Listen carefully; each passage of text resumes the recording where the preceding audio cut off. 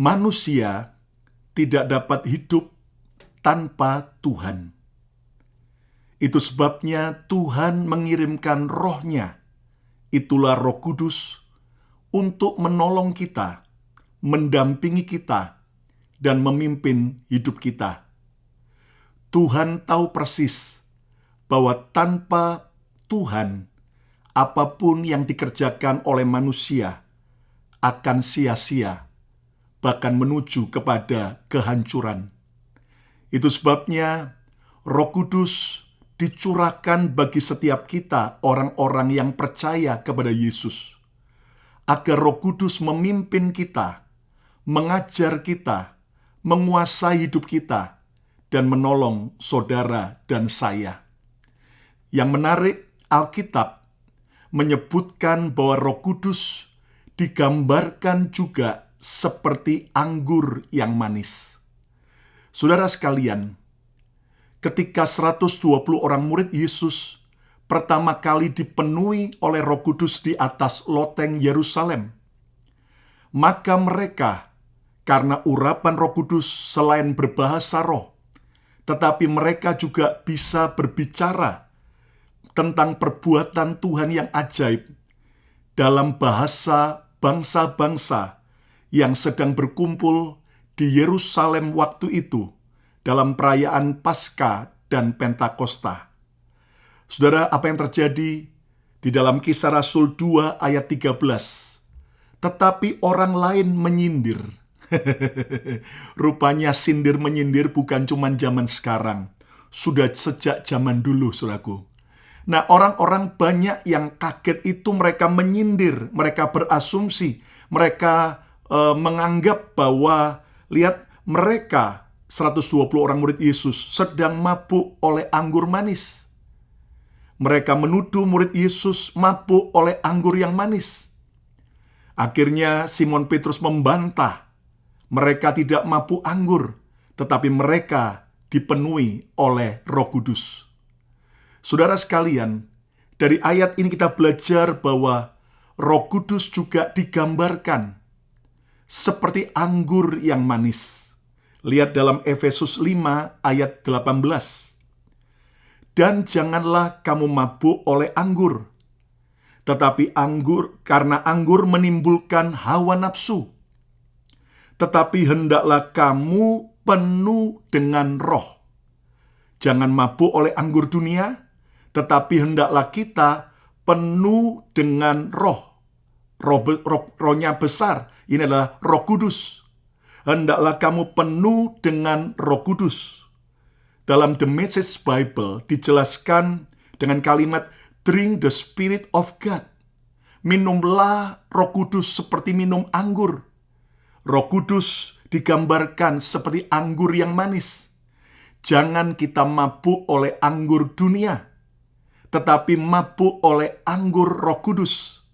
Dan ini berbicara tentang perkara-perkara rohani yang akan mengubah hidup kita sampai ke area jasmani. Saudara sekalian, Roh Kudus digambarkan seperti anggur yang manis. Dan ingat bagaimana mujizat pertama yang Yesus kerjakan dalam pelayanannya di bumi ini, mengubah air yang tawar menjadi anggur yang manis dalam pesta perkawinan di kota Kana. Saudara, hari ini izinkan Roh Kudus hadir dalam hidup saudara seperti anggur yang manis yang akan membawa kemanisan dalam hidup saudara dan saya. Hidup ini penuh dengan banyak kepahitan, pengalaman-pengalaman getir, keadaan kondisi yang menakutkan, menyesakkan dada kita. Tetapi izinkan Roh Kudus mengalirkan anggur yang manis buat saudara untuk memberikan kemanisan dalam hidup kita. Dunia penuh dengan banyak kepahitan, tapi Tuhan bisa memberikan kemanisan, sebuah kemanisan yang akan membuat saudara dan saya bisa mengalami suatu keadaan yang berbeda. Orang dunia ketika mereka sukses dan berhasil, barulah mereka bisa merasakan hidup ini manis. Tetapi saat mereka gagal, Saat mereka jatuh, maka mereka merasa hidup ini pahit. Tetapi bagi orang yang dipenuhi Roh Kudus, bagi kita yang dipimpin oleh Roh Kudus, maka dalam keadaan apapun juga, Roh Kudus bisa memberikan kemanisan dalam hidup kita. Kemanisan dalam hati dan pikiran kita. Kemanisan dalam pernikahan dan keluarga kita. Kemanisan dalam pelayanan kita. Kemanisan di dalam pekerjaan kita. Percayalah bahwa jangan tunggu keadaan berubah jadi baik, baru kita bisa menikmati kemanisan. Tetapi dalam keadaan apapun juga, kita tetap bisa menikmati kemanisan dari Tuhan. Roh Kudus memberikan kemanisan, sehingga akhirnya kemanisan itu akan mengalir memancar dari hidup kita, mengubah atmosfer dan keadaan suasana sekitar kita dari yang pahit menjadi manis. Saudara, saya melihat ada begitu banyak kesaksian ketika Roh Kudus menjamah hidup seseorang. Tadinya perkataannya pahit, tadinya hidupnya penuh kepahitan, tadinya pernikahannya penuh dengan kepahitan. Tetapi sejak Roh Kudus menjamah, maka kemanisan Roh Kudus memperbaharui dan membuat akhirnya hidup orang itu penuh dengan kemanisan Tuhan. Haleluya. Bahkan dia bisa memancarkan kemanisan itu dan membawa sebuah transformasi dari keluarganya sampai kepada komunitasnya. Roh Kudus juga digambarkan sebagai anggur yang manis. Artinya, Roh Kudus mau memberikan sukacita dan kegairahan dalam hidup kita. Semangat yang menyala-nyala. Saudara, Tuhan mau memberikan sukacita buat saudara.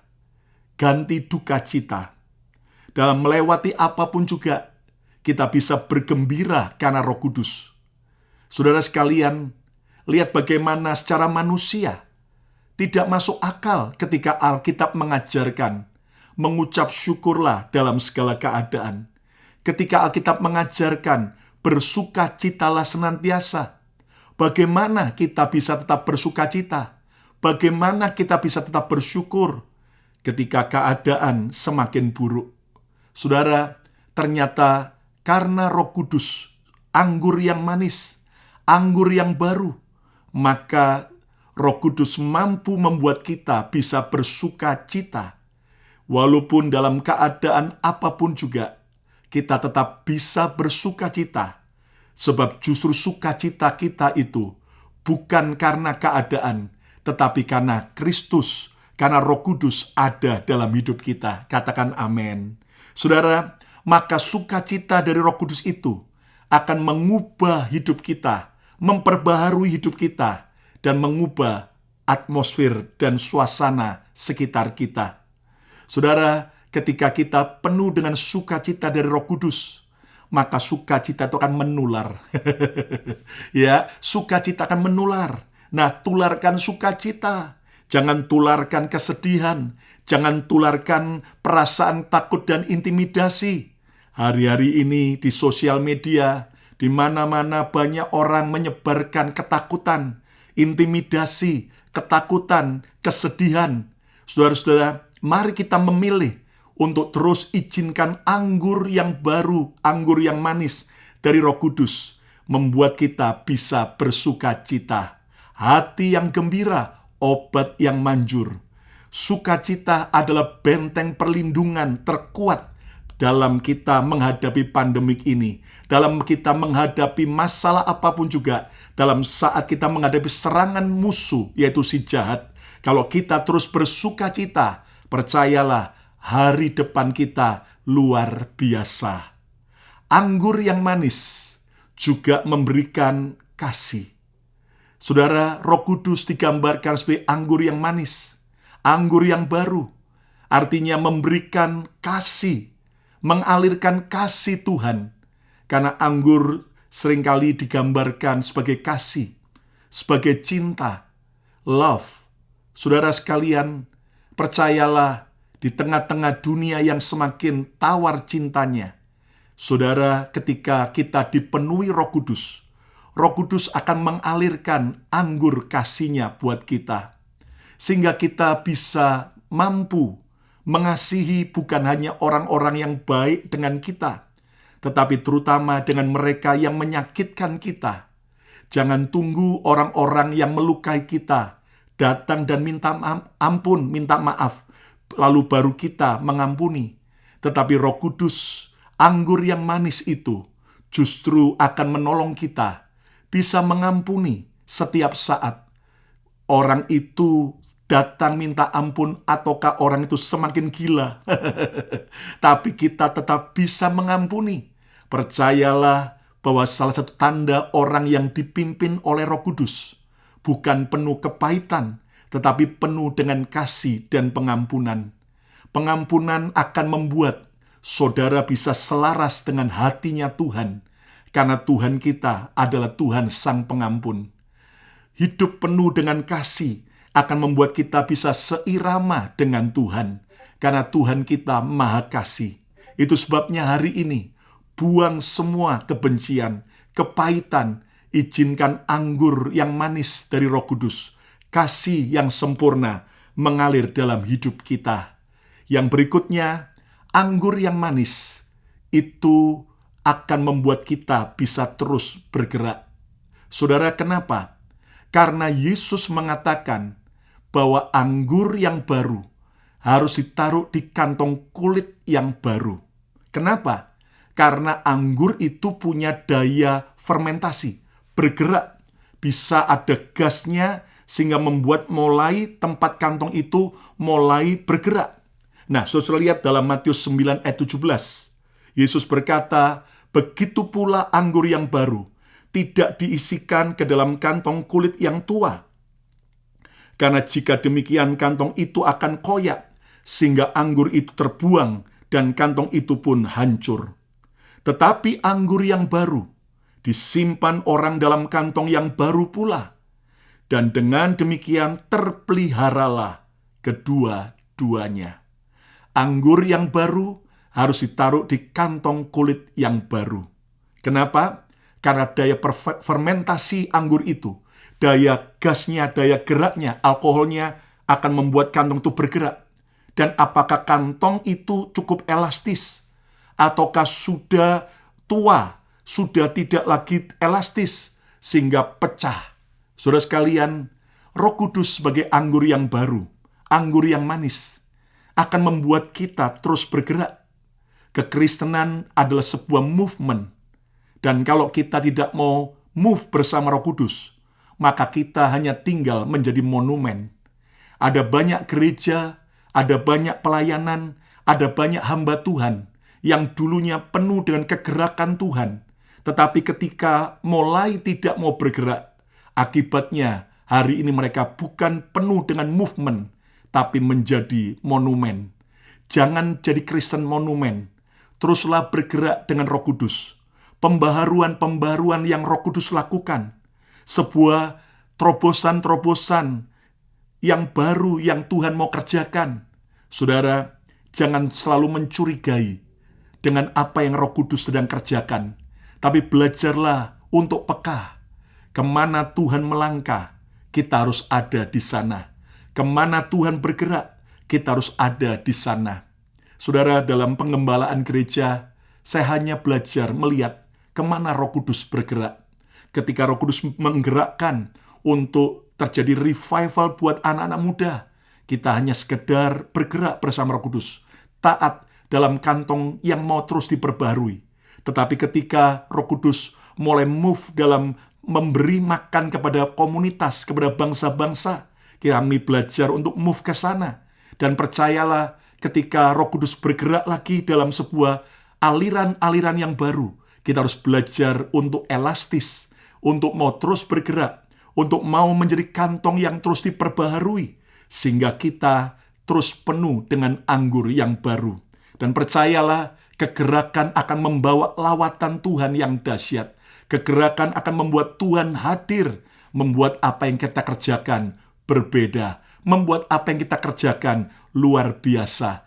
Jadi, jadilah Kristen, bukan Kristen yang kantong kulit yang tua, tapi kantong kulit yang terus diperbarui, yang mau terus bergerak, maju, apapun yang Roh Kudus perintahkan, belajarlah taat, karena Roh Kudus akan memimpin kita from glory to glory, dari satu kemuliaan kepada kemuliaan yang lebih dahsyat. Roh Kudus sebagai anggur yang manis, anggur yang baru, akan memberikan kemanisan buat kita, memberikan sukacita buat kita, memberikan kasih yang memampukan kita tetap mengampuni dan mengasihi setiap orang yang ada di sekitar kita. Bahkan Roh Kudus akan membuat kita terus bergerak, terus mengalir, terus bergerak dalam sebuah kegerakan Tuhan.